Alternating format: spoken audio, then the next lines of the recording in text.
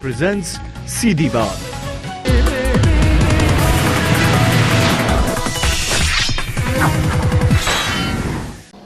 नमस्कार दर्शकों, आप देख रहे हैं दिव्य दिल्ली न्यूज का स्पेशल कार्यक्रम सीधी बात। आज के इस कार्यक्रम में है हमारे साथ सदर बाजार के फेडरेशन के चेयरमैन सीधी बात परमजीत सिंह पम्मा जी, और जो कि एक व्यापारी नेता भी है, एक वरिष्ठ नेता जो कि व्यापारियों के लिए हमेशा आवाज उठाते हैं। आज के सीधी बात कार्यक्रम में हम बात करेंगे व्यापारियों के लिए। स्वागत है सर आपका। जैसे कि हम देखते हैं कि आप व्यापारियों के लिए आवाज उठाते हैं, चाहे कोरोना काल हो चाहे कोई भी आपदा हो, आप हमेशा व्यापारियों के लिए खड़े रहे हैं। क्या कहेंगे इसके लिए? देखिए, ये तो हमारा फर्ज है। व्यापारी हमारा एक परिवार है और सबसे बड़ी बात है, व्यापारी ही रीढ़ की हड्डी है सरकार की भी। जब भी कोई बात आती है तो व्यापारी हमेशा पहले ही खड़ा होता है सरकार के। कभी भी, चाहे वो गुजरात में भूकंप हो, कोरोना काल हो, या कश्मीर में कभी प्रॉब्लम आई हो, या कभी भी लगा हो कि उसको देश के लिए कुछ करना चाहिए, फौजियों के लिए कुछ करना चाहिए, तो व्यापारी कभी पीछे नहीं हटा। और उसमें जो व्यापारियों का साथ हमारी फेडरेशन को मिल जाता है तो फेडरेशन उसमें बढ़ चढ़ कर कार्य करती है। अगर बात करें भी, जैसे अभी लोकसभा चुनाव आने वाले हैं, तो व्यापारी क्या उम्मीद रखते हैं इस बार दिल्ली में किसकी सरकार बननी चाहिए?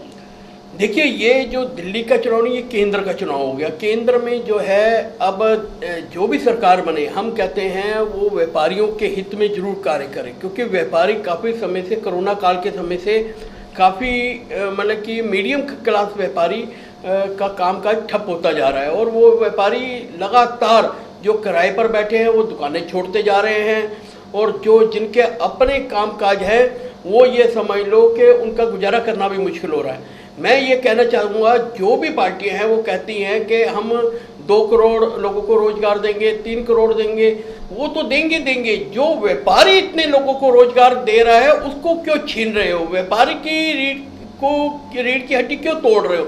व्यापारी आज मीडियम क्लास व्यापारी है, इसके लिए कोई ना कोई ऐसे पैकेज लाओ जिसमें घोषणा करो कि व्यापारियों को किस प्रकार की सहायता की जाएगी। व्यापारियों के लिए मेडिकल स्कीम लाओ, इंश्योरेंस स्कीम लाओ।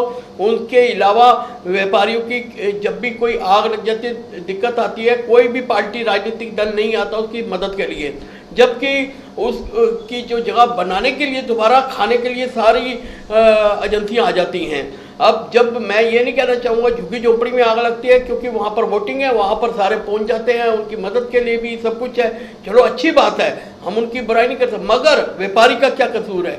आज व्यापारी कोरोना काल में, ये देखिए, उसने अपने सारे लेबर को तनख्वाह पूरी दी, उसने अपने किराए पूरे भरे, बिजली के बिल पूरे भरे, स्कूल की फीसें पूरी भरी, हर चीज़ की।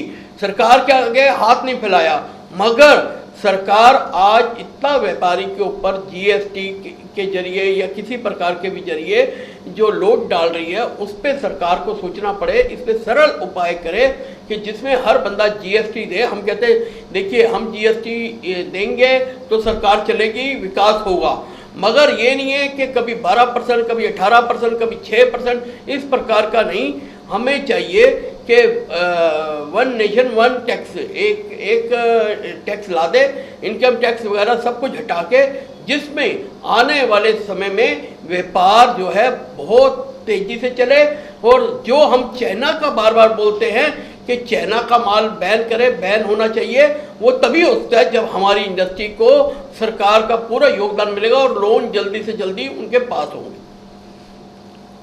बात कर रहे हैं व्यापारियों की, बात कर रहे हैं आगामी चुनावों की, तो क्या लगता है इस बार आप कौन हमारे देश की रूपरेखा बदल पाएगा, या व्यापारी मंडल को एक सर्वोच्च ऊपर लेकर जाएगा?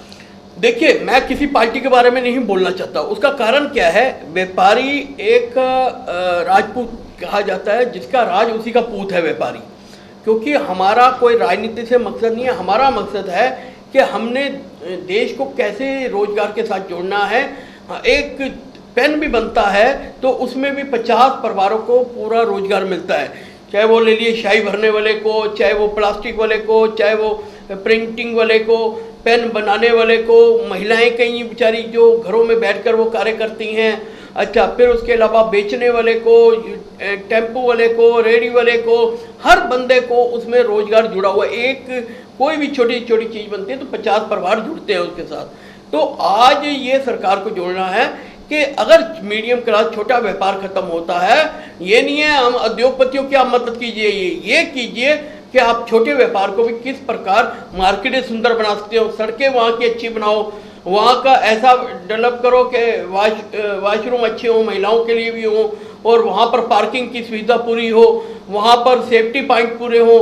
इस प्रकार का आप करिए, देखिए आपका बिजनेस कैसे नहीं चमकेगा, आपको सरकार को टैक्स कैसे नहीं पहुँचेगा। आज क्या है, व्यापारी अपने आप को सुबह आता ठगा हुआ महसूस करता है, कभी जेब कट रही है, कभी मोबाइल निकल रहा है, कभी उसको जीएसटी का नोटिस आ रहा है, कभी इनकम टैक्स का नोटिस आ रहा है, कभी बिजली के इतने बिल आ रहे हैं, हर चीज़ में वो परेशान है, कभी सुबह से शाम तक बैठा होता है, कहीं तो बोनी किए बगैर चले जाते हैं, ऐसे व्यापारी हैं बेचारे। तो इसलिए सरकार इस और ध्यान दे, मीडियम क्लास व्यापारी की मदद के लिए आगे आए, और व्यापारी जो है ये बता दूं सरकार के ऐसे खजाने भर देगा, सरकार को इधर उधर देखने की जरूरत नहीं पड़ेगी। आज हमने एक व्यापारी नेता से बात करी है, परमजीत सिंह पम्मा जी से, जिन्होंने बताया कि व्यापारी किस प्रकार सरकार के खजाने भर सकता है। अगर सरकार व्यापारियों के साथ समझौता करती है तो व्यापारी भी एक कदम आगे चलेगा। ऐसी और खबरों के लिए और ऐसे विशेष चेहरों के लिए देखते रहिए सीधी बात। प्रेजेंट्स सीधी बात।